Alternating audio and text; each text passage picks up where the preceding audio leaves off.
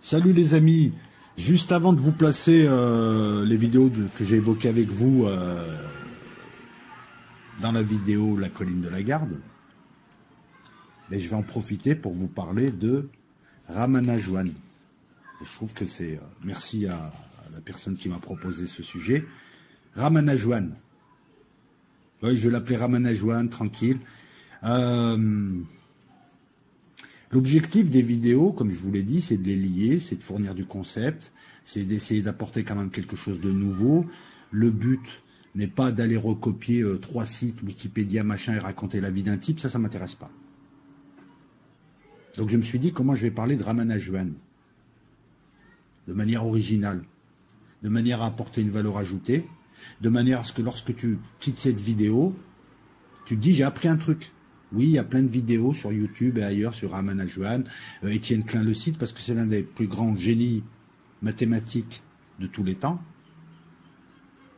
Mais voilà, si je te mets une vidéo, c'est que il y a quelque chose en plus. Il est clair qu'on ne va pas parler mathématiques, enfin on ne va pas rentrer ici, si on va parler mathématiques, mais on ne va pas rentrer dans le détail parce que, mon niveau mathématique ne me le permet pas. Je pense que parmi vous, il y a des gens qui sont beaucoup plus balèzes en mathématiques. D'ailleurs, je demanderai à ces gens, si j'ai une bêtise, de me rectifier gentiment par commentaire. Et, outre la valeur ajoutée que je dois apporter, je dois trouver un angle intéressant, puisque ça ne sera pas les mathématiques. Je ne vais pas te parler de fonctions elliptiques. Je veux dire, je lis l'intitulé du truc, déjà je suis embrouillé. Non, si, c'est vrai, c'est vrai. Non, après, je sais plus ou moins l'analyse, je sais plus ou moins ce qu'il fait, mais je peux pas te l'expliquer. Je peux venir t'expliquer une bataille, je peux t'expliquer, je peux gueuler, je peux dire ça, là je peux rien dire. Mais j'étais parti parce que, encore une fois, voilà, outre la valeur ajoutée, cette valeur ajoutée que je dois apporter, je dois aussi lier le sujet au précédent sujet évoqué. Créer une chaîne de concepts. Et c'est bien parce qu'on parle de l'esprit premier, qu'on va encore évoquer, là, il y a des vidéos qui arrivent. Et on va aussi évoquer cette trinité, l'esprit premier qui traite l'information connaissance, c'est Aor. L'information Aor, c'est aussi divin, c'est aussi Dieu, Dieu en trois. Ein, Ein Sof, Aor. L'esprit qui n'est pas encore réveillé, l'esprit qui se réveille, qui prend du volume, qui accueille Aor et qui lance un dispositif de création, un dispositif de pensée. Aujourd'hui, on va parler d'Aor, la connaissance. Tu préfères que je dise Sophia? Parce que c'est pareil. Chez les gnostiques, on l'appelle Sophia. Et donc, partant de là, je commence à me dire, Ramanujan, il est mort à 32 ans, il a une vie un petit peu particulière. Et Évariste Galois aussi. Tu connais pas Évariste Galois?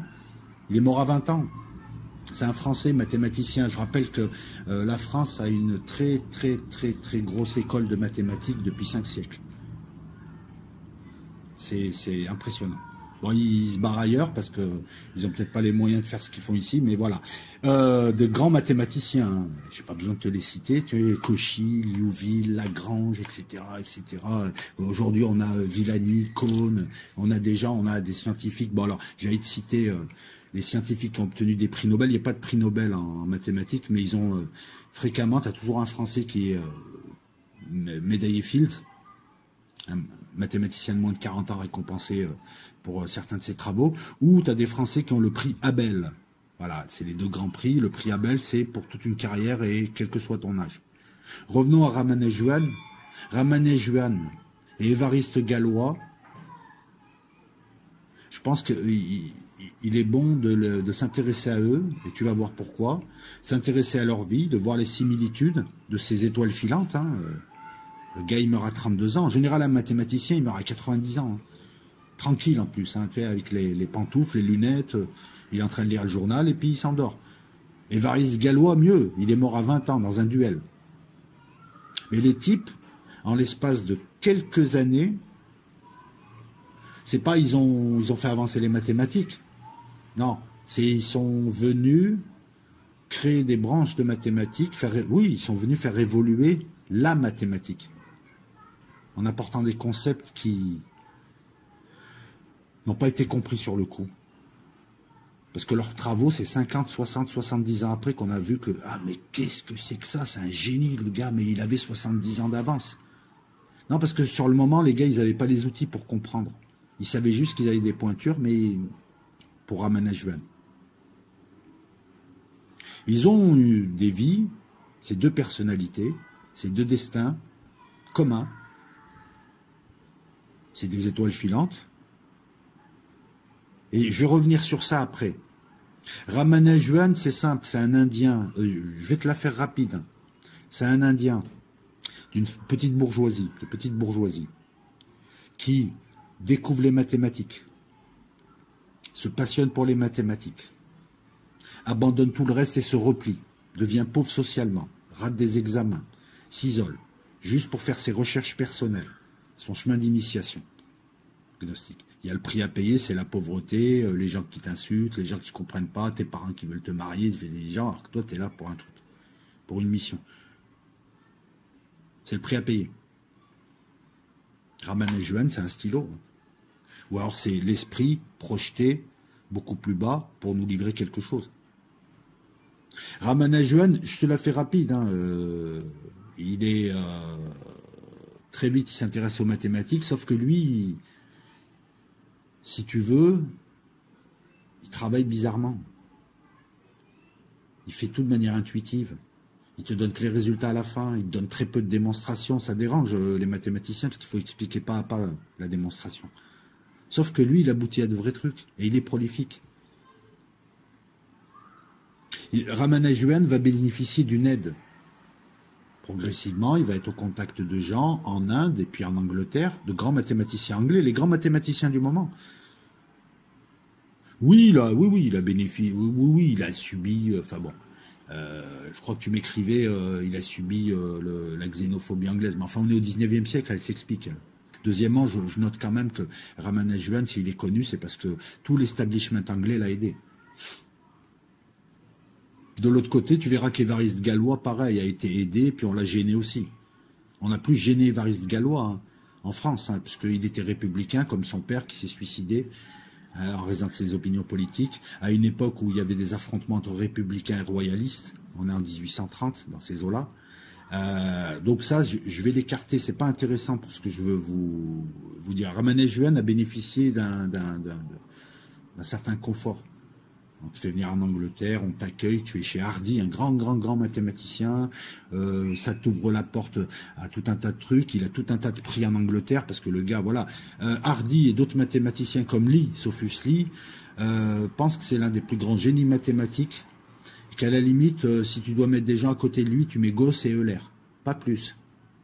Même Hilbert, il est en dessous. Hilbert, hein, c'est un génie. Donc c'est eux qui ont permis, hein, parce que lui, lorsqu'il envoyait des lettres avec des formules, il a été très prolifique, Ramanujan, lorsqu'il envoyait des lettres, personne ne le calculait en disant « Attends, ce mec-là, il a copié des formules, c'est pas possible, c'est quoi ces trucs ?» Il n'y a pas de démonstration. Voilà. Le passeport, ça a été l'establishment anglais, il faut aussi le dire. Bon, mais, un style intuitif, une petite bourgeoisie, il sort d'une petite bourgeoisie, autant dire du peuple. Mais bon, ça aide un peu d'avoir un papa lettré bourgeois parce que ça permet quand même d'avoir quelques moyens, quelques pistons dans la ville où tu habites qui permettent ensuite de monter, etc. Quelqu'un qui très vite devient passionné des mathématiques, il entre en mathématiques comme on entre en religion. Tu vas comprendre où je veux en venir. Il n'y a pas qu'une forme de religion, il n'y a pas qu'une forme de spiritualité. Donc il abandonne tout le reste, volontairement. Et il est incompris. Tu peux pas être en boîte de nuit et être spirituel. Tu peux pas vendre des cristaux à 500 € et être spirituel. C'est pas possible. Le mec qui te dit ça, il se fout de ta gueule. Tu peux vivre de ta spiritualité, mais juste que, voilà, la première spiritualité, c'est de détacher de la matière. Donc, si tu en fais un business où tu gagnes beaucoup plus que tu dois gagner, c'est pas la peine, tu es corrompu, tu n'es pas spirituel, le lien il se coupe automatiquement. Les gens qui sont connectés à l'esprit premier doivent s'isoler de ce monde, de Babylone. C'est pas pour rien que les gars se retirent, sont ermites, sont pauvres, que les plus grands kabbalistes sont des pauvres qui ont perdu la moitié de leur famille. Il y a un prix à payer. Ce prix à payer pour te permettre d'accéder à quelque chose qui n'est pas dans ta tête, qui arrive dans ta tête. Parce que tu es une antenne, l'esprit est une antenne qui capte de l'information envoyée. C'est d'ailleurs de ça dont on parle. Très vite, on le compare à Euler. Très vite, il est très prolifique. Sauf qu'il ne s'adapte pas à l'Angleterre et puis il va mourir très jeune. Il va mourir, alors on dit tuberculose, mais en fait ça serait d'autres choses. Et c'est un grand mystique. Alors attention. Lui déclare que tout son travail est inspiré par la déesse familiale, Namagiri Tayar, dont l'époux est un avatar de Vishnu, c'est l'équivalent du fils de Dieu, hein, du fils de Brahma. On a du mal à comprendre ces démonstrations succinctes parce qu'elles sont intuitives. On sent que c'est de l'intuition pure. L'intuition, c'est la petite voix d'ailleurs qui te parle. C'est Aor qui veut te livrer des choses que tu dois restituer ici. C'est comme ça, en tout cas, que moi, je te le présente. Il est très prolifique. On va rester un petit peu sur Ramanajuan. Il dira, par exemple, il dira ça. Une équation, pour moi, n'a aucune signification, à moins qu'elle ne représente une pensée de Dieu. Une pensée. Voilà, intuitivement, on dit tous la même chose, de toute façon. Ça paraît simple de dire que c'est un esprit, mais il y a très peu de gens qui te le disaient il y a encore. C'est un mystique. Il est dans l'hindouisme, il est végétarien. Ça ne va pas aider à sa santé. Il va avoir des titres, il va avoir des prix, Royal Society. Il y a Hardy qui dira, chaque entier, chaque fraction, chaque équation était ses amis. Parce que le gars était plutôt spécialisé dans le nombre, moins dans la géométrie, on va dire. Il trouvait les trucs de tête, il notait de temps en temps sur une ardoise ou de tête, hein, parce qu'il travaillait comme ça, il travaillait ou de tête ou sur une ardoise, il notait les résultats définitifs, mais la démonstration et les résultats intermédiaires, il les faisait de tête comme ça. On avait du mal à comprendre comment il est passé de l'un à l'autre. Il s'est fait connaître en envoyant des courriers avec des formules. Ramanajuan, c'est le type qui te permet de savoir, de connaître le rythme, la musique des nombres premiers jusqu'à, je crois, 1 million. C'est un domaine de recherche. Anticiper les nombres premiers. Trouver une formule qui te permet de détecter à quelle position ils sont. Ah, c'est comme les décimales de pi. Ça sert, hein. On est dans les mathématiques. On crée des outils pour créer d'autres outils qui créeront d'autres outils qui permettront de mieux savoir. Tout à l'heure, je t'ai dit que certaines personnes rentrent en religion. Les mathématiques sont le langage de Dieu sur Terre. Il a dû se limiter. Il a dû rentrer dans la limite, donc se limiter. Il est rentré éventuellement dans un corps ou par ses manifestations. Mais je t'ai dit que la vitesse de la lumière, c'est Dieu qui se limite. C'est les anges aussi qui se limitent, mais bon, ils sont les messagers de Dieu. C'est SMS. Et la seule discipline, qui n'en est pas une, qui est une science, qui est une langue, les mathématiques expliquent tout dans l'univers, d'une manière objective, d'une manière absolue. C'est pas parce que ça a marché 10 000 fois que ça marche la 11e fois. On veut une démonstration. Et l'absolu, c'est un attribut divin, c'est pas un attribut humain. Nous sommes dans le monde du relatif, du mortel. Donc pour rentrer, il faut s'adapter au monde. Si tu veux rentrer dans ton rêve, tu te mets dans un corps, tu te mets dans quelque chose. Tu t'adaptes à ton rêve. C'est toujours toi qui t'adaptes à toi. Donc tu es toujours dans l'omnipotence, on est clair, dans l'adaptation. Les mathématiques, c'est des abstractions pures. On ne parle pas de chou, on ne parle pas d'une roue qui s'enclenche sur une autre roue, ça c'est de la physique. On ne parle pas d'un fluide qui va circuler, ça c'est de la physique aussi, c'est une autre science, mais c'est une science où on est dans l'approximation. Les mathématiques, il n'y a pas, c'est environ ça. Il n'y a pas le soleil, depuis 4 milliards d'années, s'est levé autour de la Terre, ou je sais combien de temps, se lève autour de la Terre, donc forcément demain il fera pareil. Ça ne marche pas en mathématiques. Tu me démontres dans l'absolu, dans la pure abstraction. C'est la langue de Dieu. Très peu de gens la comprennent. Tu peux aller vers l'esprit premier en rentrant dans les ordres, en étant soufi, en étant ermite, en étant un saint laïque, en te retirant dans la montagne, ou en t'isolant dans la pauvreté, en t'isolant de Babylone, pour que tu puisses, voilà, tu te déconnectes du monde, quelque part, quasiment, pour te reconnecter sur l'esprit premier, et Aor qui se déverse sur ce plan, et qui t'utilise, toi, pour faire avancer un peu l'humanité, en donnant certaines connaissances qui permettront de faire avancer, puisque et Ramanujan et Évariste Galois ont fait avancer les mathématiques. Évariste Galois, la théorie de Galois, la théorie des groupes, les anneaux, les monoïdes, les anneaux, qu'est-ce qu'il y a encore, les corps, tout ça. C'est une branche de la mathématique qui a été qui est issue de ses travaux sur la théorie de l'ambiguïté, par exemple. C'est pas des types qui sont venus arranger un truc, c'est pas des types qui ont trouvé une petite technique. Ramanujan, c'est simple, hein, il a laissé 3 cahiers, 700 pages, avec 4000 formules, sans compter les travaux. Alors attention, lui disait que la déesse venait l'inspirer dans ses rêves. En gros, l'esprit premier prend les formes qu'il veut et il vient te donner ce qu'il a donné. Ramanujan et Évariste Galois, c'est des stylos, c'est des SMS. Ils sont pas là pour vivre, se marier, machin. Ils ont une mission. C'est un SMS de l'esprit premier, qui t'envoie hors, qui est aussi Dieu. La pensée de Dieu est Dieu. Ils sont là pour une mission précise, à l'échelle de l'humanité. C'est des anges. Ils sont pas là pour rester 80 ans. Ils font leur truc et à un moment donné, ils partent. Ils doivent partir. Très vite.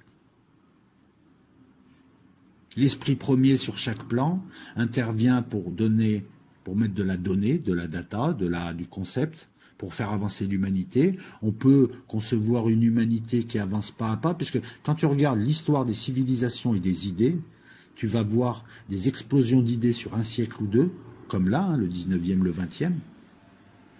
En l'espace d'un siècle, on a plus évolué en concept, en tout, dans l'espace de peut-être 10 000 ans. C'est normal, c'est exponentiel. Plus tu as de concepts, plus tu vas. Mais d'où ils viennent ces idées? Encore une fois, on revient à Platon, on revient à ces gens qui te disent que les idées, c'est pas, elles arrivent à nous. Notre esprit est une antenne. Et encore une fois, nous sommes des petits dieux, puisque à l'intérieur de nous-mêmes, nous pensons, nous créons des mondes et nous poursuivons ce travail de création, nous descendant de plus en plus bas sur les plans. Revenons à Ramanujan et on évoquera Évariste Galois, c'est comme ça que je les vois. Ils sont venus.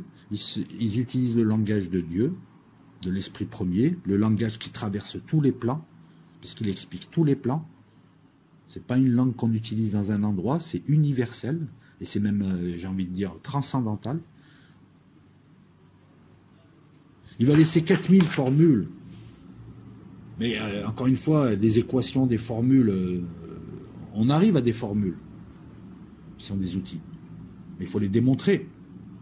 Or, lui, on ne sait pas comment il arrive, quoi. Il t'explique des calculs intermédiaires, il t'explique. Mais, il a beau être inspiré par Aor, c'est pas seulement qu'un simple stylo. En Angleterre, il va pas avoir j'ai failli dire le gîte et le couvert, la bière et le couvert, il l'aura pas comme ça. Il va travailler avec des grands mathématiciens, travaille et a développé des théories avec Roger, avec Hardy. Il a entrepris tout un tas de travaux qu'il a menés à bien, il a fait des découvertes, voilà. On l'a formé. Le stylo a été formé pour recevoir. C'est pas juste, j'ai vu en rêve une formule, je l'écris sur un cahier. Non. Ces cahiers, sa femme et son frère, hein, vont les regrouper, les notes, les travaux, ils vont les réunir et ils vont envoyer ça à l'université de Madras. Excellent. Une partie ira en Angleterre chez Hardy qui a beaucoup aidé justement, voilà, il a peut-être souffert un peu de xénophobie en Angleterre, mais Hardy il est anglais et tous les Anglais sont venus l'aider aussi. Ça aussi, il faut le relever. Voilà, il faut être juste.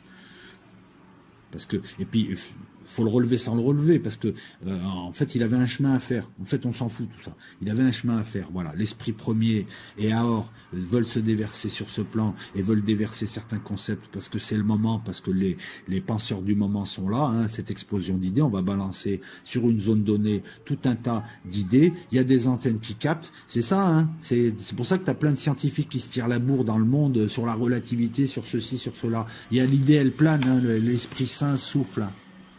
L'Esprit Saint plane sur les eaux. E-A-U-X. Et sur les têtes des gens. Et ton esprit est une antenne. La mémoire, les souvenirs, tout ça, voilà. Tu reçois. Lui, il va laisser plus de 4000 formules mathématiques, des travaux, donc il faudra 20 ans au plus grand mathématicien de l'époque pour prendre la mesure de son travail. Hardy va réunir, Hardy qui sera très bien puisqu'il va permettre cette postérité, hein, sinon personne n'entendrait parler de Ramanujan. Hardy va réunir les articles et les écrits de Ramanujan pour les éditer en 1927. Et 1927, après, beaucoup de scientifiques s'intéressent surtout à la physique quantique. Hein, c'est l'âge d'or, la décennie merveilleuse, 1923-1932, il me semble, si je dis pas de bêtises. On va bosser là un peu la relativité, mais pareil, Einstein, ce sera les années 50, puisqu'on aura l'occasion de redécouvrir ses travaux et de voir avec les technologies du moment que le gars était pointu. Bref, là, après une période d'oubli, c'est surtout dans les années 80, lorsque les mathématiques auront bien avancé, lorsque les concepts seront mûrs, où on se rapproche de les comprendre, qu'on se rend compte que ces formules étaient justes et profondes. Et que ce type est une bizarrerie parce qu'il ne raisonne pas comme tout le monde. Il passe de A à Z sans passer par le B, le C, le D, le E, le F, mais n'empêche qu'il arrive à Z. Et s'il doit aller au W ou au M, il y ira. Mais il fait de manière intuitive. La petite voix, Aor, qui se déverse en toi et qui fait que ton stylo, voilà, les mots, ils viennent d'eux-mêmes. Et tu sais que tu es juste. En 90, dans les années 90, on va percevoir l'importance de certains de ces travaux qui sont novateurs. Encore aujourd'hui. Le gars, il est arrivé 75 ans ou 100 ans trop tard. Trop tôt. La dernière formule, il y a une publication en 2019 pour expliquer et démontrer la dernière formule. Et on s'est aperçu que la quasi-totalité de ces formules, il y a quelques erreurs dans ces travaux qui sont liées à des mauvaises recopies. Mais la quasi-totalité de ces formules, sans compter les autres travaux, sans compter tout ce qu'il a fait, hein, dans plein de domaines mathématiques, on a démontré qu'elles étaient justes, que c'était ça, et que le type, il était encore plus avancé qu'on ne le pensait à l'époque. D'ailleurs, on se demande toujours comment il a pu, avec les outils mathématiques de l'époque, surtout qu'il ne maîtrisait pas toutes les branches, il y avait des branches qu'il ne maîtrisait pas, qu'il ne connaissait pas. Il a appris les mathématiques sur 2 livres, petit. Et il rêvait de la déesse. Ces travaux, la théorie des nombres. Mais avant Cantor. Cantor va révolutionner ça. Mais Cantor, il vient derrière lui. Je comprends, il va s'inspirer un peu. Les nombres premiers. Les nombres hautement composés. Ça me dit rien. Les identités de Rogers, Ramanujan, etc., etc. Je veux pas faire le mec qui te lit des trucs en ayant l'impression de maîtriser. Ces travaux, moi, je les comprends pas. Je suis pas assez bon pour les comprendre. Si, je peux les comprendre comme tout le monde en lisant. Je vois les équations, je sais ce que ça veut dire. Mais quand je te dis je les comprends pas, je ne les maîtrise pas du tout. Ah, c'est pas l'armement, c'est pas la mécanique quantique. Là, je suis baladé. Voilà. Il a travaillé avec les plus grands Anglais sur des travaux. Donc c'est pas un réceptacle, c'est pas il a de la chance lui finalement, il a aucun mérite, on lui envoie les données, Dieu lui envoie les données et puis il les écrit. Non. C'est un type qui a été formé pour recevoir des données, les valoriser, les exposer et les transmettre sur ce plan. Il connaissait pas la théorie analytique des nombres. Il n'avait pas les fondamentaux en analyse complexe et le mec va révolutionner ça. Parce qu'il a fait ses propres recherches, il avait sa propre manière d'annoter qui était obscure. Il n'avait aucun style, un style peu académique. Il passait d'un résultat à l'autre sans qu'on comprenne vraiment. Et le mec, c'est l'un des plus grands, si ce n'est le plus grand génie mathématique. Et encore, voilà. C'est en cela, moi, que ça m'intéresse, encore une fois. C'est relier ça à l'esprit premier, mais pas tant l'esprit premier, le processeur, mais cette fois la connaissance qui arrive. Sophia, Aor, qui se déverse. Et encore une fois, faire le lien avec ces explosions d'idées qui se font dans différentes régions du monde, à différents moments, et qui sont, selon certains, la manifestation de Dieu qui aide, qui met un petit coup de pouce. Voilà. Un peu comme ton père, t'es petit, tu galères à faire tes devoirs, il est là, il t'aide sans t'aider. Il ne va pas te donner le résultat. Il va juste te donner les moyens d'y arriver. Parce qu'encore une fois, il vaut mieux apprendre à pêcher que donner du poisson.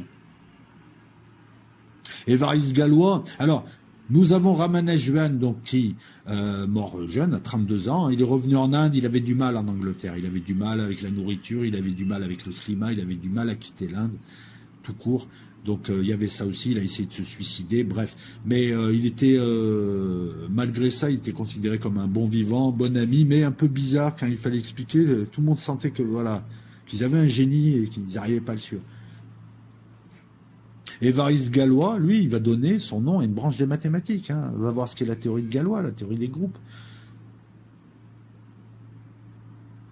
Lui, c'est pas un outil qu'il apporte.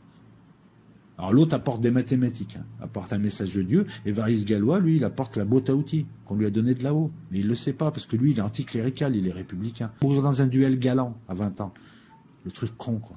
Un grand génie, un grand génie qui en 3 ans va révolutionner les mathématiques du monde. Et il va mourir dans un duel pour une nana qui voulait pas de lui. Le mec, il a fait de la cabane, il a tout fait, le gars. C'est à l'ancienne. Un vrai genre, avec ses qualités, ses défauts. Il va laisser un manuscrit écrit à 17 ans, qui sera publié par Liouville en 1846. Liouville, grand mathématicien français, encore une fois, qui va laisser notamment à la postérité ce qu'on appelle le nombre de Liouville. Allez voir ça, hein. Il va publier un autre article sur la théorie des nombres à 19 ans. Rien que ça. C'est le James Dean des mathématiques. Il arrive, il fait 3-4 trucs. Il fait des banquets, il appelle la mort du roi. Il veut pas de prêtre quand il meurt. Il va faire un duel, il meurt de péritonite juste après. Son père se suicide. Son père est un républicain. Il était maire de Bourg-la-Reine. Ils sont obligés de s'enfuir. La vie, une vie chaotique. Une vie qui n'est pas forcément très sympathique. Hein. Famille, voilà, petite bourgeoisie lettrée, mais pareil, il a une vie difficile, républicain radical. Hein. Puis à l'époque, on s'entretuait, hein, entre les radicaux, les républicains, les bonapartistes, les unijambistes. Ouais, il y en avait, hein, arrête, après la campagne de Russie, tout ça. Là, on est en 1830-32. Il va mourir en 32. C'est un génie romantique et c'est une autre étoile filante, lui, en 3 ans. Il est juste venu délivrer le message et il repart. On lui a dit, vas-y, tu passes, tu donnes le truc et tu repars vite fait. Non, t'as pas resté là. Ah, on parle d'incarnation d'âme. Eh ben, Évariste Galois et Ramanujan sont incarnés pour faire ce qu'ils ont fait. Peut-être que tu fais partie de ces gens qui passent et qui doivent délivrer un truc et qu'on prépare pour faire sa mission. Une fois la mission faite, on repart. Tu retrouves ce concept dans le judaïsme notamment. Où, voilà. Quand on te dit par exemple, oh, l'enfant, il est mort, il a eu 3 ans, 4 ans, il est mort. Ouais, c'est dégueulasse pour nous de voir un enfant mourir à 4 ans. Et peut-être que en fait, c'est une âme qui est descendue pour faire un truc bien précis et repartir. Et que c'était le moindre mal de passer comme ça. Ah, parce que le but pour elle, c'était pas de rester 25 ans. Pose-toi la question. Vu comme ça, tu comprends beaucoup mieux qu'il n'y a pas d'injustice véritablement. Lui, il va découvrir aussi les mathématiques. Et comme Ramanujan, c'est un génie, mais alors Ramanujan, lui, ratait des examens, des trucs comme ça, parce que ce qui l'intéressait, c'était les mathématiques. Évariste Galois, lui, il va quand même collectionner des prix en grec et en... Quand il va se planter pour rentrer, il va avoir des difficultés pour rentrer. Et, on a en France l'un des plus grands génies de tous les temps, et le gars, ils le font chier pour qu'il rentre à Polytechnique, il le refuse. De tentative. On va lui perdre un de ses mémoires. J'ai envie de te dire, quand Ramanujan, l'Indien qui arrive en Angleterre, et Évariste Galois, le Français qui est en France, le plus qu'on a fait chier, c'est Évariste Galois, en vrai, par ses compatriotes. Si, je te promets. Son père a été harcelé au point de se suicider, quand même. Petite bourgeoisie, découvre les maths, passion. Et le gars, il a 10-12 ans, il dit les éléments de Cli. Tu faisais quoi à 10-12 ans? Hein, tu lui dis, voilà, tu faisais du vélo. Et à partir de là, il faisait plus aucun effort dans les autres matières. Mais comme c'était une tronche, il avait des prix jusqu'à négliger ses études. On le trouvait bizarre, on le trouvait original, on le trouvait passionné, comme Ramanujan. Il va négliger ses études pour dévorer les mathématiques. Il va bouffer du concept. On le prépare, mais rapidement. En seconde, il bosse sur des trucs d'analyse, d'algèbre, sur Lagrange. En seconde. En seconde, toi, tu démarres, tu sais même pas ce que c'est qu'une dérivée, je crois. Hein, tu commences à apprendre les primaires, les dérivés, sur une fonction affine en plus. Un truc simple, hein. Bref. Le gars, il passe en première. Alors, il néglige ses études, il néglige tout. Il s'isole pour bouffer des maths. Il est en première classique, Et de l'autre côté, il est inscrit en deuxième année de maths spé. Tu vois, le gars un peu, il n'est pas original, lui. Hein. Il va préparer en solo le concours de Polytechnique. Il va être refusé en 1828. L'un des plus grands génies mathématiques français. Il va s'isoler de ses enseignants, il va s'isoler de son curseur scolaire. En gros, il va s'isoler de Babylone, il n'en a rien à foutre. Il aurait pu être un bourgeois qui vit de ses rentes à Paris. Il aurait pu être un grand mathématicien qui, s'il avait un peu fermé sa gueule, aurait pris une chaire ou serait à Polytechnique comme tous les grands mathématiciens français, ou il serait à l'ENS, qui ne s'appelait pas l'ENS à l'époque, pour avoir, voilà, prof qui donne des agrégations. Il aurait pu avoir une pension, il aurait pu bien vivre. Il n'en a rien à foutre de tout ça, le mec. Voilà, ça aussi, même sur le plan humain, je veux dire, sur un plan spirituel, voilà, le gars est là, c'est un SMS. Il n'est pas venu pour faire ça, il n'est pas venu pour, voilà, il est pas venu pour jouir de la vie sur Terre. Il va s'isoler de ses enseignants, son cursus scolaire, au point de ne pas avoir le bac lorsqu'il tentera une deuxième fois Polytechnique en 1829, au moment où son père se suicide. Il faut quand même une certaine forme de courage et de caractère pour subir tout ça sans se détruire. Il va se consacrer à ses recherches. Et il va publier en 1829 une démonstration d'un théorème sur les fractions continues. Je te laisse aller voir ce que c'est. Tu regardes juste une fraction continue, tu dis j'arrête les mathématiques et je me mets au domino. Il va soumettre à Cauchy un autre de ses travaux, mais qu'on ne retrouvera pas. On a très peu d'écrits de lui. Il va tenter le concours à l'école préparatoire. C'est ce qu'on appelle l'ENS aujourd'hui. C'est pour avoir le titre de professeur. Attention, c'est un titre que tu as en étant agrégé. Tu es agrégé du secondaire ou agrégé de l'enseignement supérieur. C'est encore un autre truc. C'est balèze. Il y a 4 ou 5 ENS en France. Cachan, il me semble. Enfin bref. Voilà. Moi, j'avais un copain qui était sorti major promo de l'ENS, mais du supérieur. Voilà, qui m'avait expliqué un peu. C'est pour avoir le titre de professeur. À l'université, quand tu vois un type, tu vois des profs, il y a différents statuts. En fait, tu as des docteurs, mais mon pote était à la fois docteur et prof, en chimie en plus. Professeur, c'est un titre, il faut passer l'agrégation. Le docteur, c'est un titre, il faut passer le doctorat, et tu peux avoir les deux, et là, c'est le top du top. Là, là laisse tomber. Les élèves font là-haut là, les secrétaires se mettent à poil, t'es tout en haut. Bref, même intellectuel. Là, il va réussir à obtenir le bac, qui est obligatoire pour se présenter à l'école préparatoire, au concours de l'école préparatoire et intégrer cette école préparatoire. Il va l'avoir de justesse, le bac.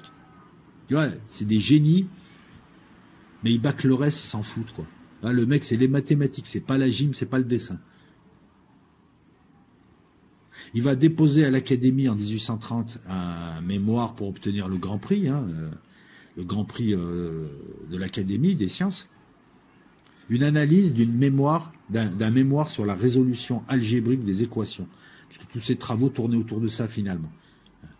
Lui aussi est dans les nombres. Il n'est pas dans la droite et dans le cône et dans le plan et dans le stérédian, dans la géométrie. Ce mémoire permet d'amener certains de ses travaux qui améliorent certaines branches des mathématiques. Bizarrement, son mémoire est perdu. Il n'a pas que des amis. Ah, on ne l'avait pas, on ne sait pas où il est. Le Grand Prix va être attribué à Abel, le mathématicien qui a donné son nom à un prix aujourd'hui. Voilà. Et bizarrement, Abel travaillait sur... En fait, bizarrement, les travaux d'Abel ressemblaient à ses travaux, sauf que lui, il les avait fait avant. Donc on se demande si Abel, il ne l'a pas un peu abélisé, quoi. Et puis si tout ça n'est pas politique. On lui a perdu son mémoire, etc. Il va participer parce que ce type, en plus, ramenait sa gueule systématiquement pour dire qu'il était républicain. Lui aussi, il est rentré en spiritualité. Sauf que c'est pas la religion, c'est pas les mathématiques, c'est la politique. La pire, la spiritualité du diable. J'ai envie de te le dire comme ça. Hein. Il participe aux événements de 1830. Hein. Je te rappelle vite fait qu'il y a eu une révolution pour virer un roi dont on ne voulait pas. Charles X, il me semble. À moins que ce soit Louis-Philippe. J'ai du mal. Non, ça va être Louis-Philippe, parce qu'il y aura 2 révolutions. Il y en aura une en 1830 et une en 1848. En tout cas, il va participer aux événements pour lui ramener la République. Il sera en prison en 1831. Il sera acquitté une première fois. Il donne un rapport à Poisson, un autre grand mathématicien français. Le gars, il fait tout en même temps. Il picole, il se bagarre, il court la gueuse, et il écrit. Alors tu vas me dire, ouais, mais tu me disais que c'était isolé du monde. En même temps, il est isolé du monde. Il aurait pu avoir une vie. Si tu veux, le gars est isolé, il se biture, il qui fait de la politique, mais il vit pas la vie, il profite pas de la vie, en fait. Le gars, c'est un coup de vent. Donc non, il n'y a pas de contradiction. Il se consacre uniquement aux mathématiques, il en a peu rien à foutre du reste. Il va donner un rapport, il va donner un mémoire à Poisson, qui émettra un avis défavorable, Poisson, grand mathématicien, en disant que ce type est incompréhensible. C'est pas de la faute de Poisson, hein. C'est facile de dire ouais mais c'est n'importe quoi, je croyais que tu étais un grand mathématicien, l'autre c'est un génie, t'es pas capable de le voir. Non, non, c'est que les mathématiques de l'époque, l'académisme de l'époque, les concepts de l'époque ne permettaient pas à Poisson, qui est un très très grand mathématicien, de comprendre le génie qu'il avait en face de lui.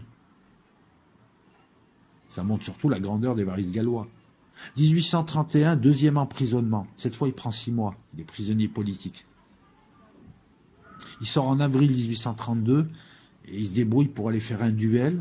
Il courtisait une femme qui était déjà fiancée, qui lui demandait... c'est un harceleur, quoi, en gros. Le mec, il l'a harcelé, quoi.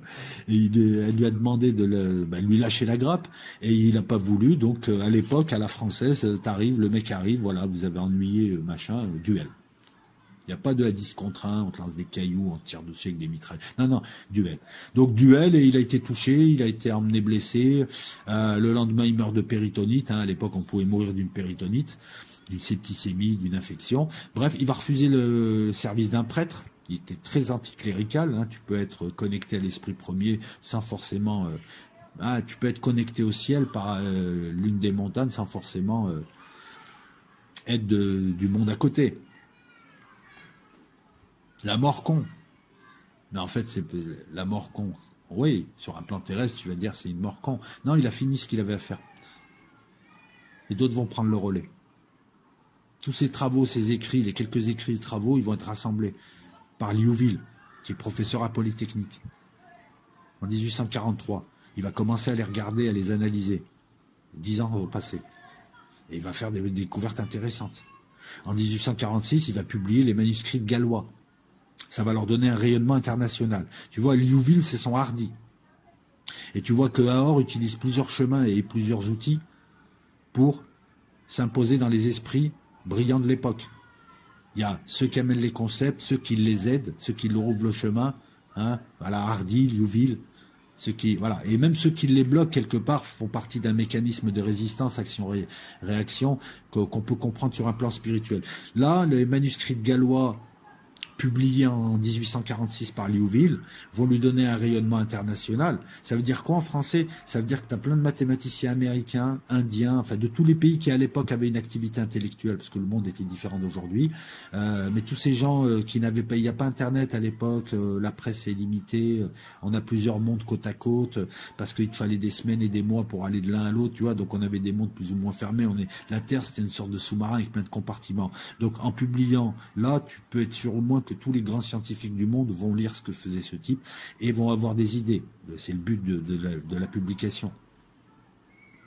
Dès la deuxième moitié du 19e siècle, beaucoup de mathématiciens vont reprendre ces travaux, vont les exploiter. Il faut dire aussi que les mathématiques ont suffisamment évolué à l'époque pour qu'on puisse le comprendre.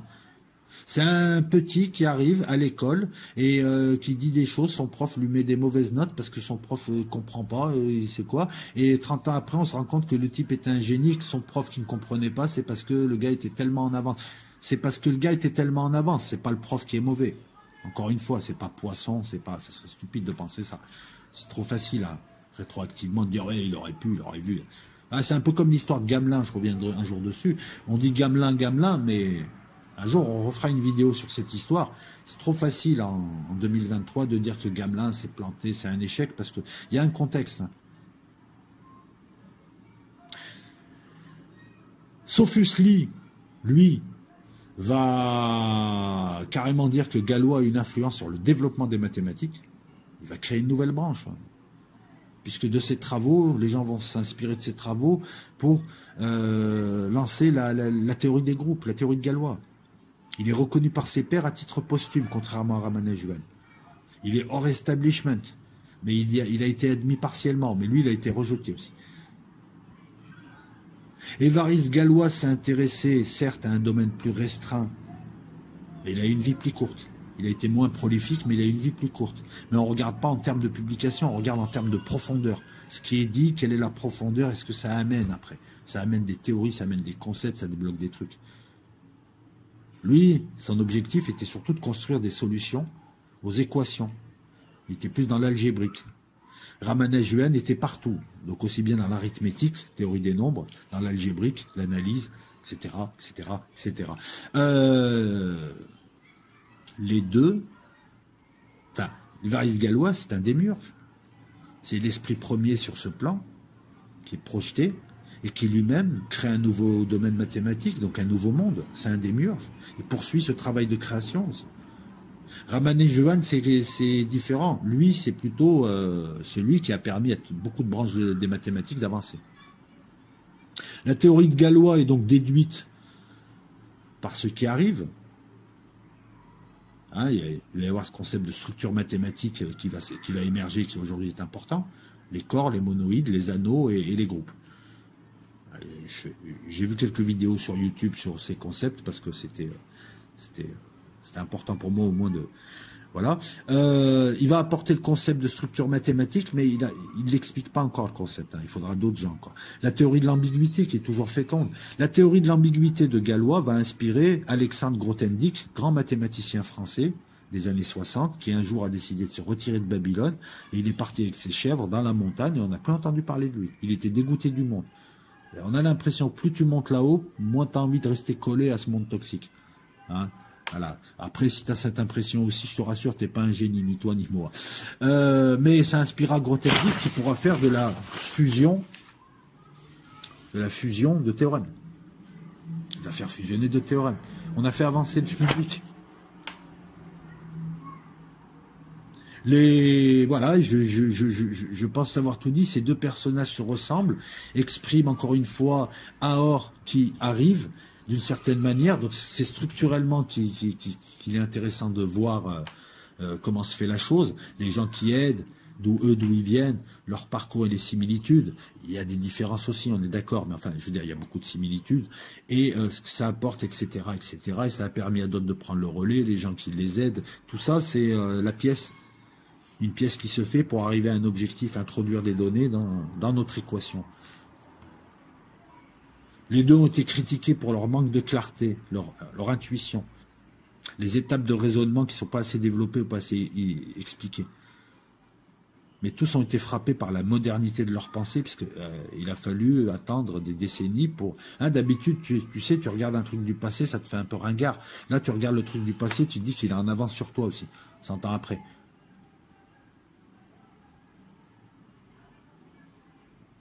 T'as des mecs qui abandonnent tout pour rentrer dans une spiritualité mathématique, politique. C'est injuste, tout ça. Voilà, politique.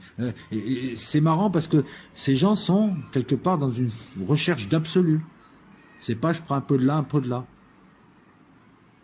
Les gars, ils se sont consacrés aux mathématiques, le grec et le latin, ils s'en foutaient, la biologie, ils s'en foutaient. Voilà, il y a une forme d'absolu dans leur démarche. Ramanujan est un Indien mystique et il est très très rigoriste sur sa religion. Il est dans l'absolu. Il ne transige pas, il ne transigera pas. Évariste-Galois, dans son engagement aussi bien mathématique, dans sa vie tout court, il ne transigera pas. Il est en recherche d'absolu. Il n'est pas en recherche de richesse, il est en recherche d'absolu. Les deux ont laissé quelque chose qui est plus important qu'eux. Voilà, qu'est-ce qui est plus important, le stylo ou le roman qu'il a écrit? Les deux n'ont pas été que des stylos. Il faut quand même un appareil adapté. Les deux, j'ai envie de te dire, à la limite, les deux ont été des ordinateurs qui ont restitué des données qui ont été envoyées par Aor, en bout de ligne. Hein. C'est ça, moi, ce que j'aimerais que tu retiennes. Maintenant, si leur vie te passionne, il n'y a pas de souci. Tu peux aller voir ce qu'ils ont fait. Si tu es mathématicien, bon, je t'apprends rien, je pense que tu les connais. Les mathématiques ont été la langue et le véhicule utilisé, enfin le véhicule utilisé à l'époque pour faire passer ces concepts et faire avancer l'humanité dans un certain sens. Les véhicules, c'est eux. La langue, c'est les mathématiques. C'est le langage divin. On parle d'abstraction. c'est la parole divine, hein. Tu peux tout mathématiser, tu vas croiser une autre civilisation qui est à l'autre bout de l'univers, le seul langage que vous avez en commun, c'est les mathématiques. Bon, vous allez coordonner les unités, mais vous pourrez parler mathématiquement. Voilà. Je rappelle aussi que selon certains ésotéristes, si le langage mathématique est un langage divin, pour appeler Dieu en langage mathématique, on dit pi, qui est un irrationnel. On en a parlé de pi. Je t'avais dit, c'est la représentation de Dieu. Et Ein Sof, c'est phi, qui donne le volume. Voilà. L'un crée le monde, l'autre donne le volume et l'espace. J'avais fait une vidéo il y a très très longtemps sur Los Locos, il y a 7 ans, 7-8 ans, un truc comme ça. Tire à voir. Là, on vient de lier un petit peu notre plan, encore une fois, à cet étage absolu de l'esprit. Esprit à or, esprit en activité, esprit qui n'est pas en activité, mais ça reste quand même l'unité parce que nous avons quelque chose qui traite, qui a des attributs. Hein, que tu sois silencieux ou pas, comme je te l'ai expliqué, c'est toujours toi. Aor, quant à elle, est une connaissance, c'est une substance, c'est Sophia, mais c'est plus que Sophia, parce qu'après, bon, enfin bon, je ne vais pas rentrer dans le détail, mais cette connaissance, ces concepts qui sont manifestés par des génies, qui nous permettent à nous d'avancer spirituellement. Et là, donc, on a encore une fois l'illustration avec Ramanujan, l'Indien, et Évariste Galois, le Français. Voilà, j'espère que cette vidéo et cette mise en parallèle vous ont plu. En tout cas, t'a plu, celui qui m'a proposé le sujet. Mais en tout cas, j'ai apprécié ce sujet. Je mets ça, on va mettre ça sous format podcast pour poser ça aujourd'hui. Nous sommes le 12, de manière à ce que je puisse continuer à travailler sur les autres vidéos. Voilà, à plus dans le bus. Et puis on se voit, je ne sais pas si je fais un live ce soir ou demain, mais on se verra lors d'un live sur Los Locos. La bise à toutes et à tous. Ciao.